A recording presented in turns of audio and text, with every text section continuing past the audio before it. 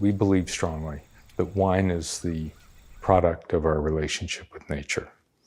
We receive every day a downpour of nature's gifts.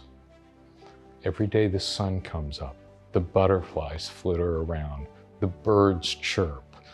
We can just go out and just enjoy nature. So if we're at Mother Nature's mercy, they're tender mercies, and I'm all in. We're really at the mercy of other people. People have degraded the soil, so it's not as rich, it's not as resilient to the extreme weather events. Everything about our business has changed because of climate change. The way we farm, bud break occurs earlier, and then we get frost later in the year. One of the blessings and curses of being a winemaker is that we talk to people. We have a voice that other people in agriculture don't have.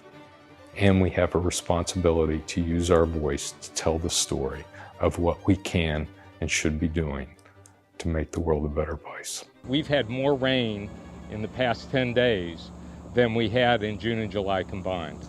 And this is exactly the wrong moment to have it.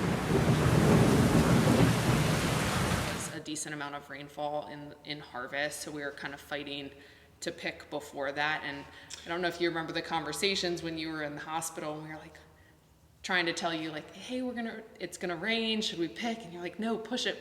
So that's the wines we ended with. Yeah, I remember the remnants of the hurricane that came through at the end of September, but then a really solid 3 weeks of dry weather with zero rain that followed.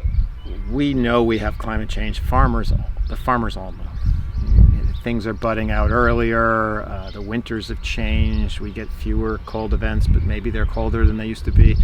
We get bigger rains than we've ever got more frequently. There are two aspects to responding to climate change. As a wine grower, we have to adapt to the changing climate by increasing the organic matter in our soil, by improving the diversity of the cover crops, by creating a diverse landscape, by putting carbon, especially the carbon from our last year's grapevines, mulching them in place, we're inoculating the soil. We can also mitigate the effects of climate change, sequestering carbon in the soil. That amount of increase in soil organic matter extrapolated across our vineyard is the equivalent of slightly more than 2,500 tons of carbon dioxide that has been sequestered from the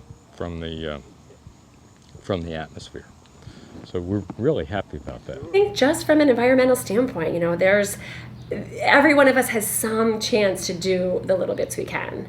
And we feel like we got to do as much as we can, and that goes from our own life to the small things, trying to reuse things or whatever else too. Like, hey, we're really touching a pretty big percentage of the earth, but relative to most people, we're touching more dirt than most people have access to.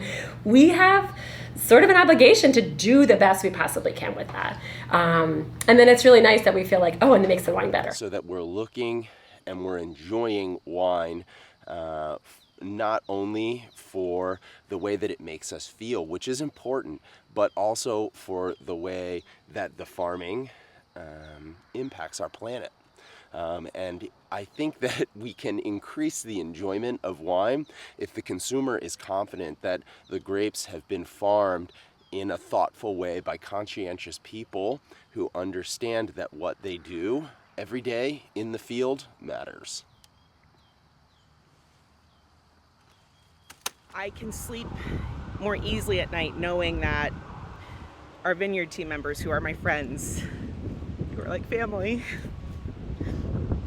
our vineyard team members are in a healthy environment as they do their work. I think there's a fundamental desire to leave the place better than we found it.